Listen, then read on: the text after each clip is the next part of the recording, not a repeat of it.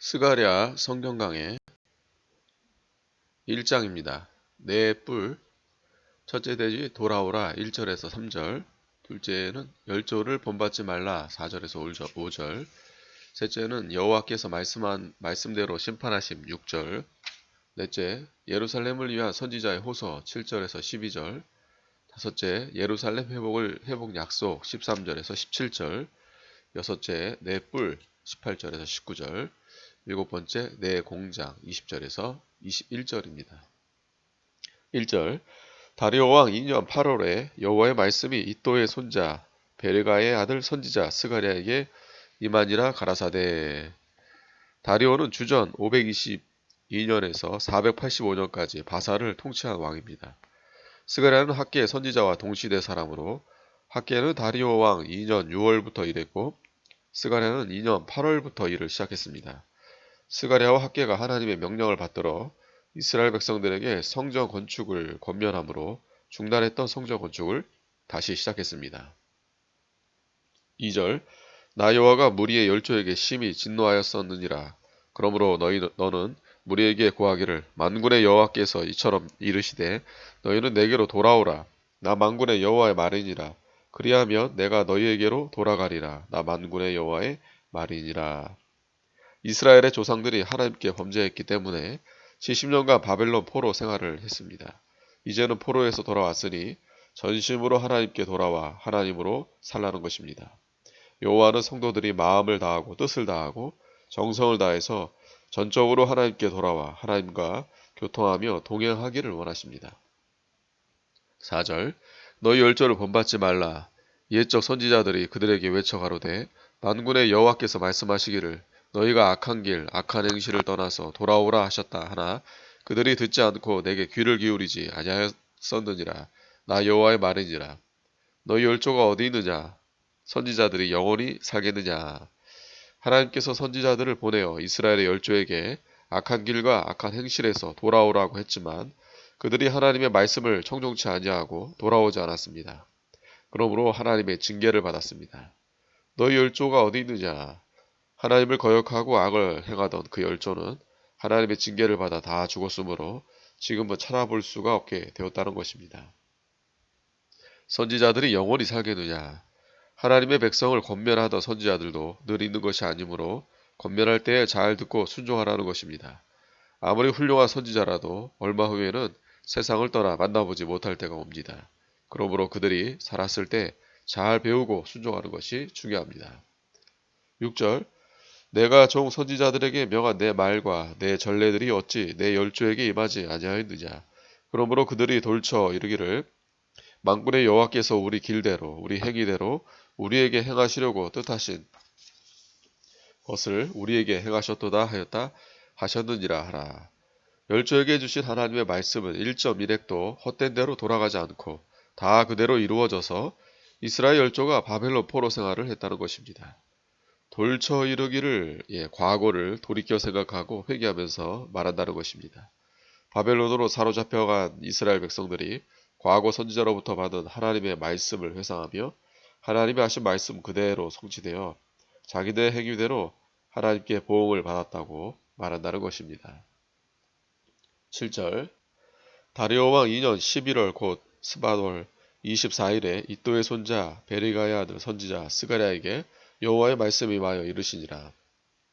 내가 밤에 보니 사람이 홍마를 타고 골짜기 속 화석류 나무 사이에 섰고 그 뒤에는 홍마와 자와 백마가 있기로 내가 가로되 내 주여 이들이 무엇이니이까?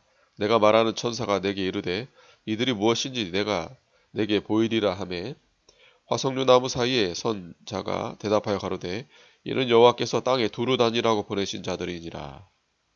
다리오 왕 2년 11월 24일에 하나님께서 스가랴에게 환상을 보여주셨습니다. 구약시대에는 하나님과 하나님의 뜻을 음성이나 환상이나 우림, 둠빔 등 여러가지 방법으로 알게 해주셨습니다. 홍마를 타고 골짜기 속 화석나무 사이에 선 사람은 예수 그리스도를 가리킵니다. 골짜기는 어두운 세상을 가리키고 화석류 나무는 교회를 가리킵니다. 요한계시록 19장 11절에 예수께서 백마를 타신 것은 악인을 심판하시고 승리하실 것을 상징합니다. 여기에 홍마를 타신 것은 원수를 심판하기 위해 심판주로 나오셨기 때문입니다. 홍색은 심판의 색입니다. 이사야 63장 1절. 홍마와 자마와 백마는 하나님의 심부름을 하는 천사들을 가리킵니다. 홍마는 악한 자를 심판하는 데 수종드는 천사고, 자마는 여러 방면에 사용되는 천사이고, 백마는 성도를 도와서 승리케 하는 천사입니다. 땅에 두루 다니라고 보내신 자들, 이 세 천사, 홍마, 자마, 백마들을 가리키는데, 그들이 땅에 두루 다니면서 악한 자를 제재하고 하나님의 택한 백성을 돕는 일을 하는 것입니다. 11절. 그들이 화석류 나무 사이에 선 여호와의 사자에게 고하되 우리가 땅에 두루 다녀보니 온 땅이 평안하여 정원하더이다. 여호와의 사자가 응하여 가로되 만군의 여호와여, 여호와께서 언제까지 예루살렘과 유다 성읍들을 긍휼히 여기지 아니하시려나이까? 이를 노하신 지 70년이 되었나이다 하매, 그 천사들이 화석류 나무 사이에 선 여호와의 사자, 즉 예수 그리스도께 나와 온 땅이 평안하여 정원하다고 보고했습니다. 하나님을 대적하고 범죄하는 세상은 평안하고 정원하였습니다. 그러나 하나님의 백성은 환난을 당합니다. 이와 같이 세상이 거꾸로 되었으므로 하나님의 심판이 임하게 되었습니다. 여호와의 사자가 응하여 가로되, 이것은 예수께서 이스라엘 백성을 위하여 기도하시는 것을 가리킵니다. 예레미야가 이스라엘 백성이 바벨론에서 70년간 포로 생활한 것을 예언했는데, 그 예언대로 70년간 환난을 다 받았으므로 이제는 그들에게 긍휼을 베풀어 달라고 기도하셨습니다. 예수님은 오늘날도 우리를 위해서 기도하고 계십니다. 로마서 8장 34절. 13절. 여호와께서 내게 말하는 천사에게 선한 말씀, 위로하는 말씀으로 대답하시더라. 내게 말하는 천사가 내게 이르되 너는 외쳐 이르기를 만군의 여호와의 말씀에 내가 예루살렘을 위하며 시온을 위하여 크게 질투하며, 선한 말씀, 위로하는 말씀으로 대답하신다 했는데, 하나님은 성도를 위한 그리스도의 기도를 들으시고 환난받은 성도에게 큰 위로와 소망을 주십니다. 내가 예루살렘을 위하여 시온을 위하여 크게 질투하며, 하나님께서 이스라엘 백성이 핍박과 압제당하는 것을 보시고 그들을 위하여 질투하셔서 그 원수들을 심판하시려는 것입니다. 15절. 안일한 열국을 심히 진노하나니 나는 조금만 노하였거늘 그들은 힘을 내어 고난을 더하였음이라. 열국은 성도를 핍박하고도 형통하고 안일했습니다. 그러나 그들이 마침내 하나님의 심판을 받게 된다는 것입니다. 하나님은 이스라엘 백성이 범죄할 때 조금 노하여 바벨론에 붙였으나 바벨론은 힘을 다해 이스라엘을 괴롭게 했습니다. 하나님께서는 유다 백성을 바로 세우려고 바벨론을 징계의 몽둥이로 사용했지만 바벨론은 교만하여 힘을 다해 이스라엘을 괴롭게 했습니다. 그러므로 하나님께서 바벨론에 대해 진노하셨습니다. 예를 들면 자녀가 불순종할 때 하인에게 대신 때려주라고 하니까 그 하인은 주인의 자녀를 미워하여 힘을 다해 치고 죽게 될 정도로 때렸다고 하면 그 부모가 그 하인에게 노하게 되는 것과 같습니다. 16절.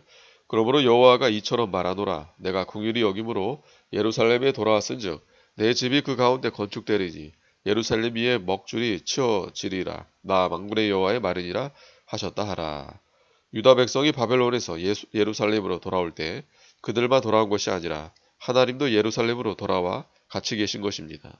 내 집이 그 가운데 건축되리니 하나님의 성전이 예루살렘에 건축되겠다는 말씀입니다.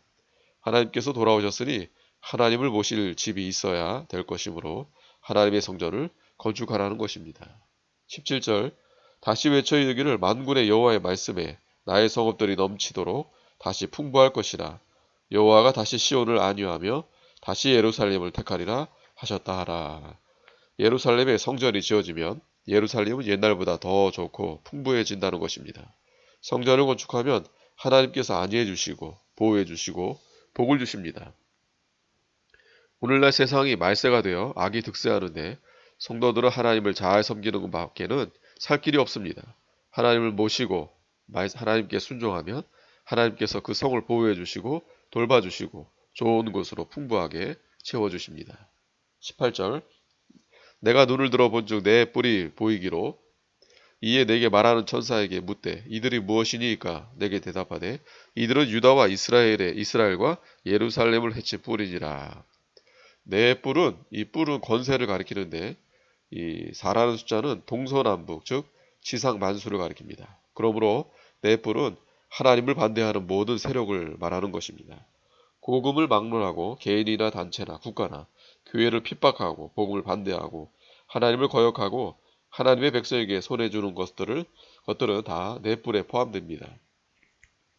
유다와 이스라엘과 예루살렘을 해친 뿔이라 했는데 유다와 예루살렘을 사방으로 흩어버린 바벨론 세력을 가리킵니다. 초대교회 때는 네로 황제의 뿔이 기독교를 사방으로 흩어버리고 많은 사람을 죽였습니다. 오늘날도 기독교와 복음을 받게 핍박하는 세력들이 많이 있습니다.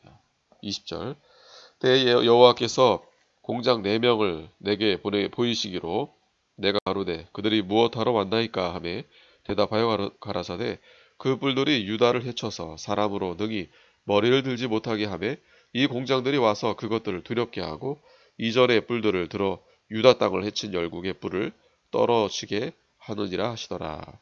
공장은 이 목공, 석공, 철공도 기술자들입니다. 이들은 주로 망치를 사용합니다. 하나님께서 공장들에게 망치를 가지고 오게 하셔서 유다를 해친 뿔들을 다 꺾어버리게 하신 것입니다. 교회를 핍박한 세력들은 다 뿔에 지나지 않습니다. 그러나 하나님은 그 뿔보다 더 강한 망치를 동원해서 그 뿔을 꺾으십니다. 하나님께 돌아와서 성전을 지으면 하나님께서 원수들을 쇠망치로 쳐서 멸해 주십니다. 그러나 회개하지 않고 하나님 앞에 바로 서지 아니하면 열조가 멸망당한 것과 같이 멸망당하게 되는 것입니다. 아멘.